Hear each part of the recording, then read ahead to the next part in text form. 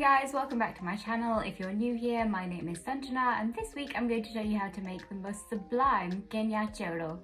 It's a mixture of potato sticks, crisps, nuts, mixed dals and so much more, and the whole thing is just full of flavour. This is the kind of snack mix that you would traditionally enjoy with something like a cup of chai, or some people even like to go the extra mile and put chevdo in their sandwiches. And that sounds crazy, but let me tell you, it is absolutely delicious. And if you like crisp sandwiches, this is gonna be something that you become so addicted to.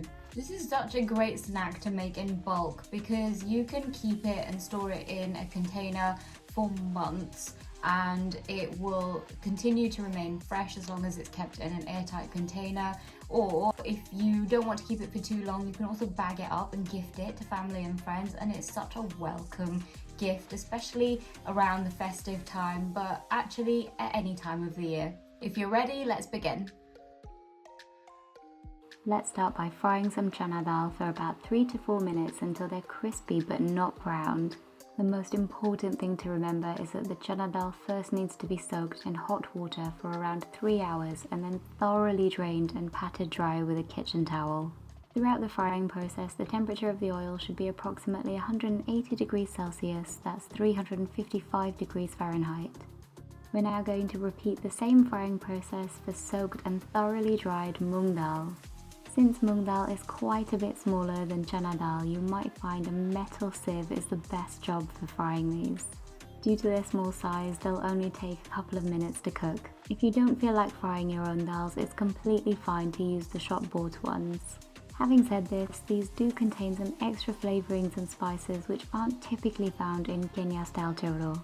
Next up, we'll fry some peanuts. I'm using red skin peanuts and I like to leave the skins on. These should only take about 90 seconds. And some cashews. These take even less time to cook than the peanuts and continue to cook even after you've lifted them out of the oil, so try not to let them brown too much while they're in the oil.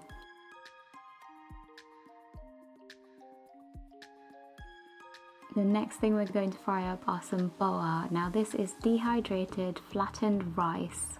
You can buy bags of these in any Indian grocery shop. The magic of frying boa is that they puff up after just a few seconds of frying in hot oil. The final result are hundreds of crispy rice puffs. The final thing we need to fry are tons of curry leaves, and curry leaves are so iconic of good Kenya Chevdo.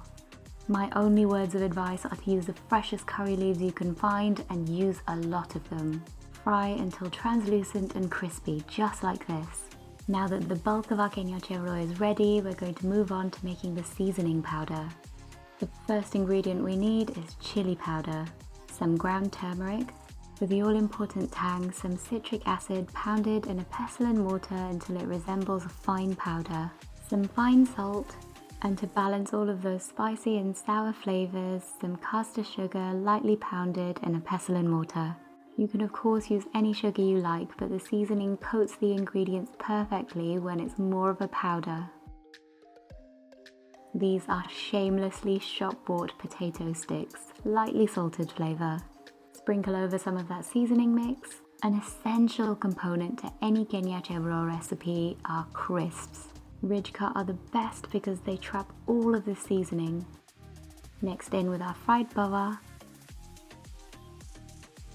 I like to season between layers like this just to make sure that it all gets evenly distributed. Now for the fried curry leaves, crush these between your palms. Crushing will make sure the flavours go a long way. Now to introduce a little more sweetness in the form of sultanas. You can use raisins too. And then add in the rest of the ingredients, including all the fried daals, the fried nuts, and some of those curry leaves which I've kept whole. Finally, that last remaining bit of seasoning. Get it all in there. Now go in with clean hands and give everything a toss. It's a good idea to crush some of those bigger crisps between your hands to make sure everything is uniform in size. Once everything has been well coated, the colour of the final chevdo will be a beautiful sunset orange. And that's it, you can store this delicious Kenya style chevdo in airtight containers for up to 8 weeks. It's absolutely delicious with a cup of hot masala chai. If you haven't already subscribed to my channel, then please do click that subscribe button. Your support is what keeps the recipes coming, and all I want to do is to share delicious food with you. So please do subscribe to my channel, watch my videos, leave me comments. I love to hear from you, and I will see you next time.